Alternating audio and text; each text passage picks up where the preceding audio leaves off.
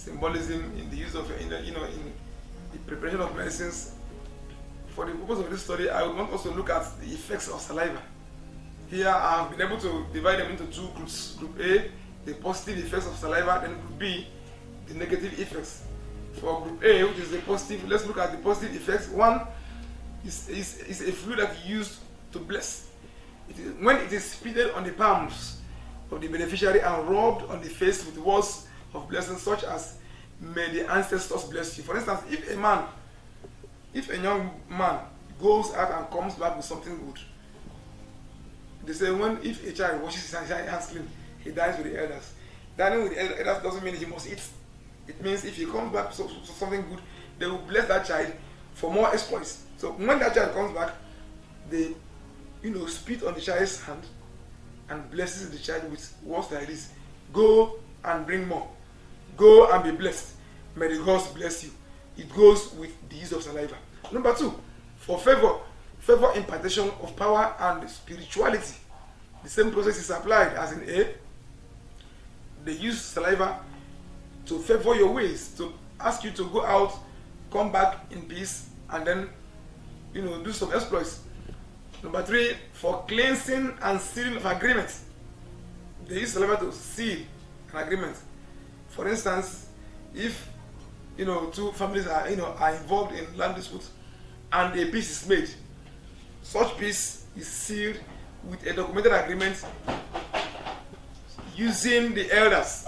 When they come, they will tell them they use the saliva to do what we call the thumbprint, believing that with that saliva, once they put their fingers on whatever agreement they have, that agreement becomes sealed. Then it is used for peaceful coexistence. The saliva was used, it's used in place of stamp to seal agreements and bring two warring communities together. It's a concealment, element. They use it as stamp. For those who can't write, for those who cannot read, they tell them use your saliva, and then it enhances quick movement in the aspect of children when it is spitted on the floor. I remember those days when I was very small, my parents would call me, Sydney, please go and buy us sugar.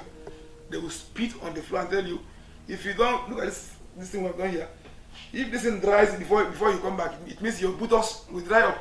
And then you see yourself running, as you run, you come back, and then you go there and check whether it has dried up. They will tell you it didn't dry. You begin to, if they tell you it has dried, you will start crying because you can imagine your tiny buttocks being dried up again. So it's, it quickens movement in the aspect of children. It makes them faster, move faster, and then also come back with whatever errand they are sent to do. It also acts as a healing juice by animals when injured. If there's a sudden knife cut, you can use saliva to rub on the surface. When animals give birth, mammals, when they give birth, they use saliva. They use their tongue to wipe, to clean, to do the cleaning. So when such animals are injured, they use the saliva to heal. Mammals also use to wash their younger ones when they give birth. The saliva also protects humans from being attacked by dangerous animals such as reptiles. If you see a snake in the forest, people will tell you, once you see a snake, don't run. Just because the snake, when the snake wants to attack you, you see the jaw very, very wide. Then you spit on that snake. Fear. The snake will swallow its own venom and then take yours. Whether or not the thing enters, the issue is that with your saliva, you have been able to prevent that snake from attacking you first. So by the time the snake gathers its power again to come, you would have run out of the place. And then as you are running, the snake is also running, because the snake also can be killed. It's a kind of attack to them and all that. Then looking at the negative aspect, the saliva spitting around a shrine may cause you harm. They will tell you, if you go to any place where there is a shrine, you don't spit anyhow. Because once you spit in front of a shrine, it means you are spitting against the gods and the ancestors. And that alone can incur punishment by any member of the family. Then it serves as antisocial in terms of polluting the air, which goes with the cause. You see a child, if a child pollutes the air, They'll say, who has done this? Who has done that? If the child is weak, people will say, crack him.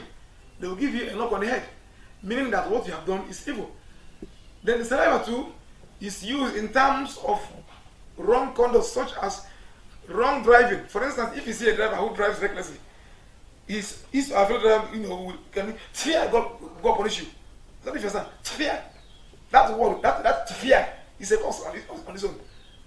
And then by the time that happens, you will realize that what you have done is not good. So the saliva can be used to curse. It can be used to, also bless. When taboos are committed, such as incest, you see the women, they will come there and say, oh, fear, arrow, the evil has been done. To fear this woman, you are a curse. To fear this boy, you are a curse to your family. So it goes on with, this kind of causes in this very dispensation, especially here in Africa. Africans value it and do not allow anything that will incur the wrath by making use of the saliva. It is a taboo to spit in the midst of elders. If you're a young man growing up, they tell you, when you go there, make sure you don't spit anyhow, because the elders will get offended, and they may even curse you. And once they curse you, you remain cursed. This is because the words of the elders contain wisdom, and if the saliva is wrongly used or pronounced, it may cause harm to the offender. The saliva of any person may be used to work against him or her, because those who work spiritually may use it to work against you. They will tell you, don't spit anyhow, because if they use your saliva, it is part of your body, and any pronouncement they make affects you. It goes on and on.